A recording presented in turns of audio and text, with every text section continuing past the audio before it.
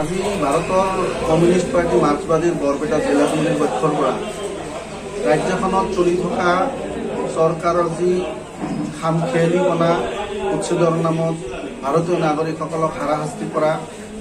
আনকি মেডি মাটিৰ পৰা উচ্ছেদ কৰা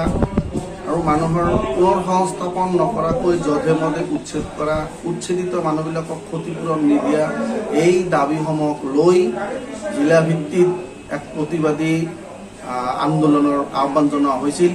আজি বৰপেটা পুৰণা বাছ ষ্টেণ্ডৰ পৰা সমদল কৰি গৈ জিলা উপায়ুক্তৰ কাৰ্যালয়ত বিক্ষোভ কৰা হয় আৰু বিক্ষোভ কাৰ্যসূচীত উপস্থিত থাকে CPIMৰ বৰপেটা জিলাৰ পৰা নিৰ্বাচিত সৰ্বুক সমষ্টিৰ বিধায়ক মনোৰঞ্জন তালুকদাৰ, আমাৰ ৰাজ্যখনৰ নেতা ৰাজ্যিক সম্পাদক মণ্ডলীৰ অন্যতম সদস্য কমৰেড অজিত দাস সমন্বিতে ৰাজ্যিক কমিটিৰ অন্যান্য নেতৃত্ব আৰু জিলা নেতৃত্ব।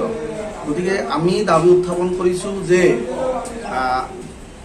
বিকল্প ব্যৱস্থা নকৰাকৈ যধে মধে উচ্ছেদ কৰা বন্ধ কৰিব লাগে, উচ্ছেদিত লোকসকলক পৰ্যাপ্ত ক্ষতিপূৰণ দিয়াৰ ব্যৱস্থা কৰিব লাগে, তেওঁলোকক পুনৰ সংস্থাপনৰ ব্যৱস্থা কৰিব লাগে, তেওঁলোকক পুনৰ সংস্থাপন নকৰালৈকে সম্পূৰ্ণ চৰকাৰী খৰচত তেওঁলোকক ভৰণ পোষণৰ ব্যৱস্থা কৰিব লাগে। তাৰ লগে লগে তেওঁলোকৰ ল'ৰা ছোৱালীক শিক্ষা দীক্ষাৰ ব্যৱস্থা কৰা আৰু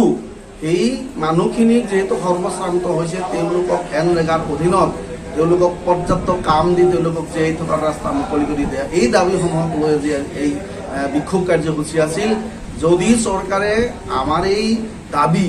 অতি শীঘ্ৰে পূৰণ নকৰে তেতিয়াহ'লে অহা দিনত এক বৃহত্তৰ গণতান্ত্ৰিক আন্দোলনৰ মাজেদি চৰকাৰক এই কথা মনাবলৈ আমি আগবাঢ়ি যাম, আমি কাৰ্যসূচী হাতত ল'ম। এইখিনি আমাৰ আজি আন্দোলনৰ মূল বিষয়।